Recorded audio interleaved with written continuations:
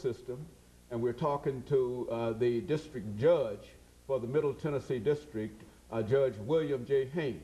And of course, Judge Haynes, before we had our first commercial break, we indicated that we wanted you to talk about some additional things in reference to being a district judge in a real sense, and some of the things that many people might not be familiar with, and so that we can use this primarily as a teaching tool, and that's what we are concerned about this morning. Let's talk about judicial appointments. I think that all of us are familiar with these appointments being made by the president or somebody else, and et cetera, and we really don't understand the steps that are involved in it. So why don't you just sort of take us through some of the judicial appointments that that you think that we ought to be familiar with, some of the efforts in terms of making a judicial appointment.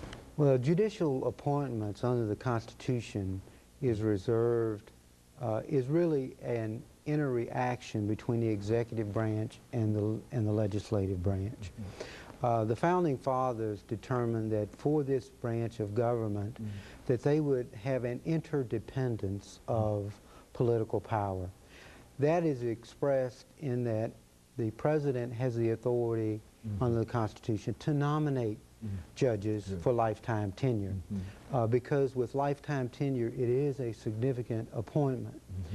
However, the Founding Fathers concluded that the United States Senate would have the authority to confirm nominees, to give advice and consent on whether this person should have a lifetime tenure. Because once you are vested in that office, you have life tenure, and you have the authority to, in fact, affect people's lives. And so the process involves a dual exercise of authority under the Constitution.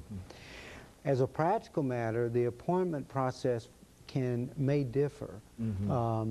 For district judges, traditionally, if the President may consult with the senators of the state, who would sometimes set up commissions or otherwise identify persons that they would recommend to the President for nomination.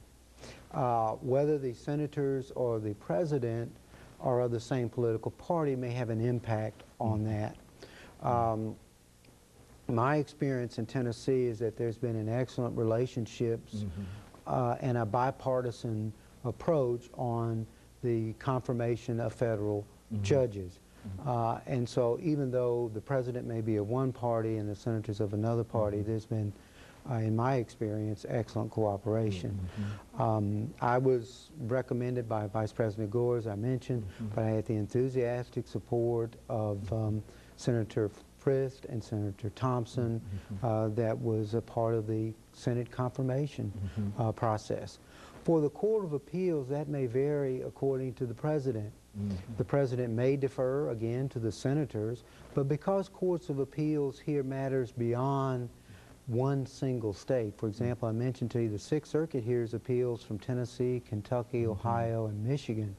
So the President may feel that the executive branch should have more of a say in who the nominee should be, although because there is the advice and consent function, the senators will, in the process, will be consulted on whoever the person is being considered for the nomination.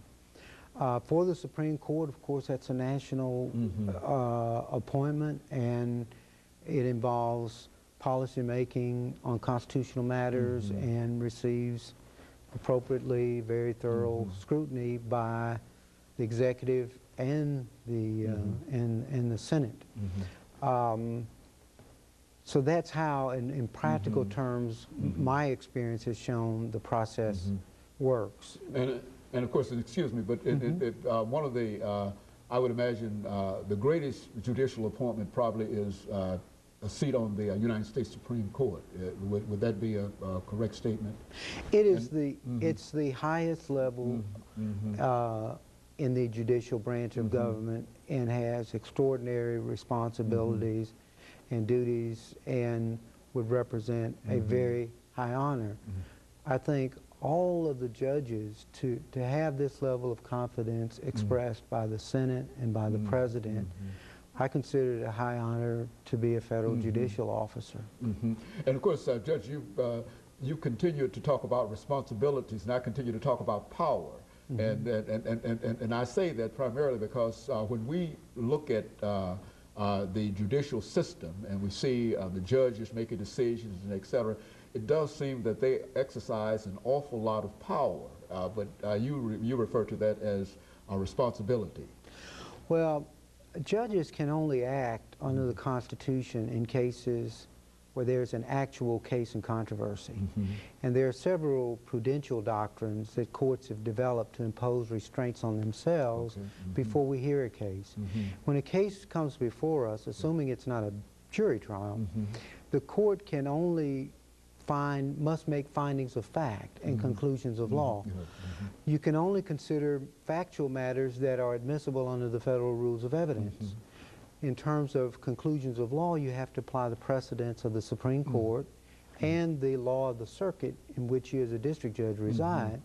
So I see those in terms of responsibility of making appropriate findings of fact, making sure that you are applying the law accurately as best you can to the facts that are before you.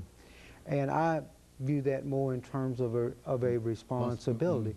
But I don't want to overlook the fact that whatever the decision is, it can have a powerful impact upon people's lives because every case is important to the people and the parties involved in it. So I mean, it does have some consequence for persons. And plus, all of these decisions are generally made because you understand that your peers are also looking over your shoulder. Would that be a correct assessment in terms of the law and et cetera? Perhaps well, some might even be second guessing what your decisions. Well, as a district judge, you're one judge deciding what evidence is to be admitted, and if it's a bench trial, then you're making findings of fact, or if it's a jury trial, you're admitting evidence. But our system is structured to have judicial review. I make mistakes in ruling on, may make a mistake in ruling on evidence, may make a mistake on findings of fact, or may make a mistake on the law. So the system is structured to get at the truth and to be as correct as we can in dispositions, and that's why you have higher courts. So, but my responsibility is to exercise my independent judgment, and that's what I try to do. And I think all the district judges do. Very good. And of course, Judge, we're getting ready for our second commercial break, after which we'll come back and give you an opportunity to talk about that situation from a practical point of view in terms of some of the history of race relations in this country. All right. And we'll be back. U.S. District Judge